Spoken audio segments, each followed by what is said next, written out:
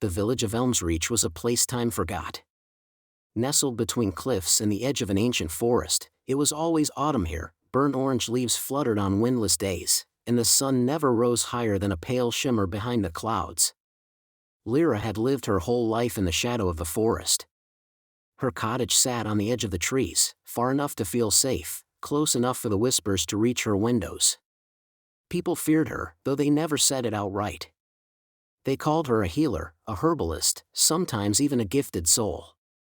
But behind kind smiles was a truth they never admitted: they believed she belonged more to the woods than to them. She often wondered if they were right. It was near dusk when she first heard the sound, like a heartbeat, or a low pulse in the roots. She paused mid-step, her basket full of thistle and wolfsbane, and tilted her head toward the trees. The forest pulsed again, and this time, the ground beneath her boots seemed to breathe. Not an animal. Not wind. Something else. She should have turned back. Every warning from childhood, every tale whispered at the hearth, told her to leave strange noises be. But something tugged at her, like a thread wrapped tight around her wrist. Curiosity, or fate. Perhaps the two were the same. No, he looked like a man. But his skin shimmered faintly, as if holding on to moonlight. His silver hair was tangled with twigs and blood, and his chest rose and fell with shallow breaths. He wore no armor, no weapon, just a robe of dark green that melted into the shadows. Lira dropped to her knees. His body was cold, but not lifeless. A wound cleaved across his ribs, already clotting with something darker than blood, something ancient. Her hands moved instinctively. Cloth tore. Herbs spilled from her pouch. She whispered a prayer to spirits she wasn't sure she believed in. He groaned softly, and his eyes fluttered open. Silver. Not gray, but silver, like stormlight over still water. "You shouldn't be here," he rasped. "You're hurt," she said, firm but gentle. "Save your strength." His hand gripped her wrist, not harshly, but with enough force to still her. "If you save me," he whispered, "you will curse us both." Lira looked into his eyes and said the only thing she could: "I don't believe in curses." He smiled, faint and sorrowful. "You will." The man did not wake again that night. Lira stayed by his side until the shadows lengthened and the mist thickened into a cold veil. She dared not move him in his condition, not while the wound on his ribs continued to seep that strange silver fluid. It wasn't blood, at least, not like any she'd seen. It glowed faintly, even in darkness. She set to work beneath the trees, drawing on every lesson passed down from her grandmother: poultices from crushed ashwort and yarrow, a salve of fever root, and a binding wrap made from her own torn shawl. When she finished, she laid her hand above his heart and whispered an old incantation she barely remembered. The forest listened. A breeze stirred, soft and tentative.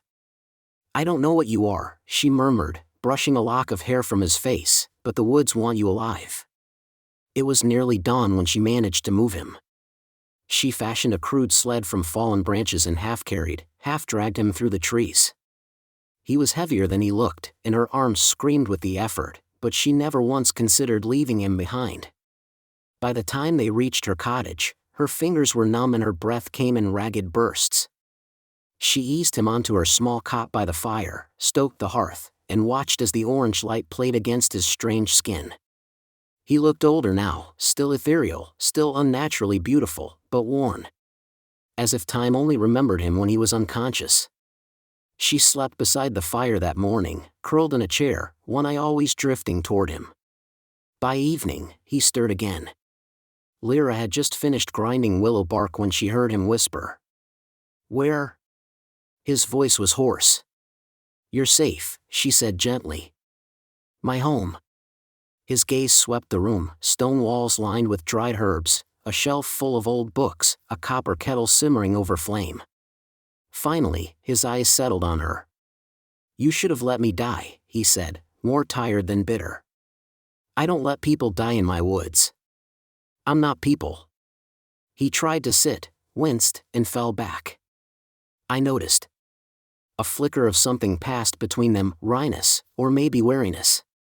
She crossed to his side and checked his bandages. The silver fluid had slowed but hadn't stopped. The skin around the wound was cold as river stone. "What are you?" she asked quietly. His eyes searched hers, then turned toward the fire. "I am a remnant," he said. "A tethered soul. A guardian that no longer guards." "Is that supposed to mean something to me?" "Not yet," he said. "But it will." Lira sat in silence for a while, the flicker of flames casting shadows across the walls. "I'm Lira," she said finally. "And you are?" His lips parted like he hadn't spoken his name in a long time. "Selim." It fit him, like wind in the trees, or starlight caught in glass. "Well, Selim," she said, "you'll rest here until you're strong enough to walk.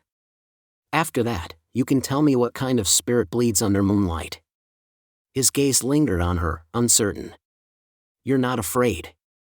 "I've lived near the forest my whole life. Spirits don't scare me." "They should."